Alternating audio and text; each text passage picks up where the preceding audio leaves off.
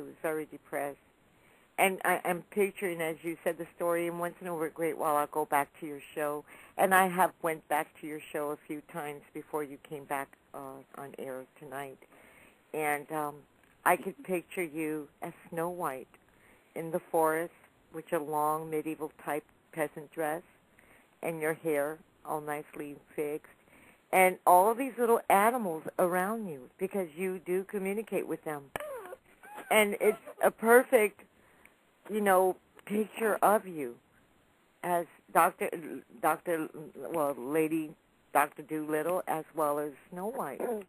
And these animals actually came out because they felt your depression. They felt that emotion that they were out there trying to make sense to you, try to get you to understand that you're beautiful and you need to stay on this earth because they need you.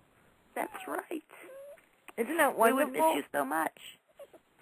Oh, I would kill myself. I would look for you, girl. But it is true, everybody, and we have 35 minutes left of the Wiccan Radio Talk Show with Madam Star, Lady Raven Nightshade, as well as our pet psychic, Lady Vampire Shadow. If you want to call, the number is 347-205-9317. Our phone lines are ready to be open. Please call if you have any questions. She's here to give you some answers. And I know Lady Nanny Boo Witch had a beautiful wolf. I think she had a wolf. Or I think it was a wolf. And correct me if I'm wrong, Nanny Boo Witch. And Lady Nanny Boo's animal, her furry friend, had passed. Now, Lady Nanny Boo is very, very attached, just like Lady Enchantress. You know her, Lady Vampire and Raven. Mm-hmm. Lady Enchantress, I think she raises wolves. And she's had some problems with her wolf. I think they had to take one down and one passed away. Could you maybe help Lady Nanny Boo? Because I know Lady Nanny Boo was really upset about her pet. Could you maybe give us an insight how her pet's doing in Summerland, or is he okay?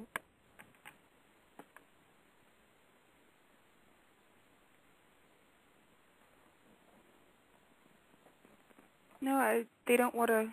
They're not coming through Nanny Boo's wolves. Okay. Yeah, it all depends. It all depends on what you feel. Let me ask you this, Lady Vampire. We all know that animals are very intuitive. And do you think that they're psychic to some degree? Animals? Oh, yes, definitely they are.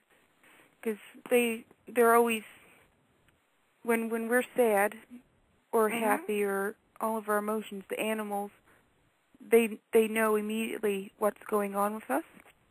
Mm-hmm. And there have been documented cases of there will be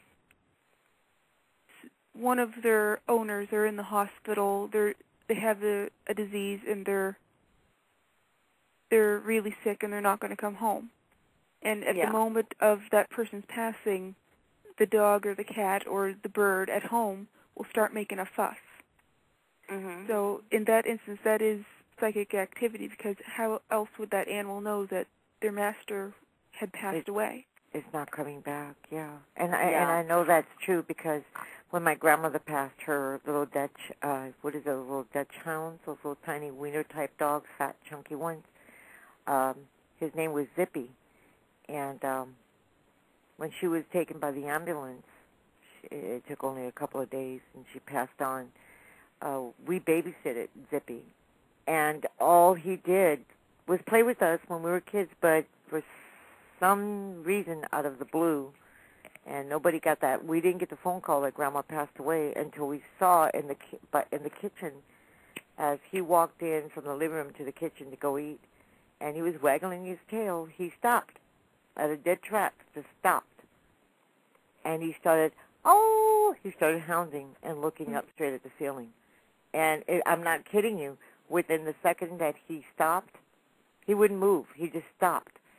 got the phone call that Grandma passed. Mm. That was the weirdest. Yeah, I never forget that. Never will forget that. It was within, as soon as he stopped the howling, the phone rang. And it was my mother, and she started crying, and she called my father upstairs. He came down. It was my father's mother, and said to us, Grandma just passed away. And I thought, and I says, why did Zippy do that? Why did all of a sudden, through the couple of days that she was in the hospital, he was playing, he was jumping up and down, we were running after him. He would get up in the morning and go to his food, and just within, boom, dead track, stopped on his brakes and started staring at the ceiling howling. Yeah, it was strange. I think one of my more strange incidences with animals, and this was not a pet of ours, was in '95 when my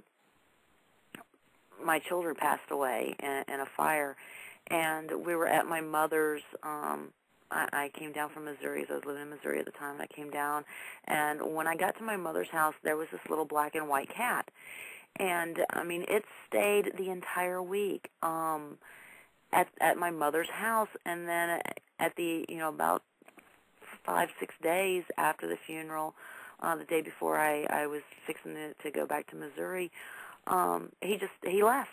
But he stayed there the entire time. Every time we went outside, because we don't smoke in my stepfather's house, and every time I would go outside, this little black and white kitten would come jump up in my lap, and he would lay down in my lap, and I'd just lay there and pet him and scratch his ears and get up and go in the house. But every time I went out the door, he was right there, and like I said, I mean, just the day before I left to go back to Missouri, he just vanished. Never saw. My mom said she had never seen that cat in the neighborhood before. Just showed up the same day that I did, right after the kids died, and I just thought that was like the coolest thing. And I would find myself getting up and just going outside to smoke a cigarette just so I could sit there and pet the cat.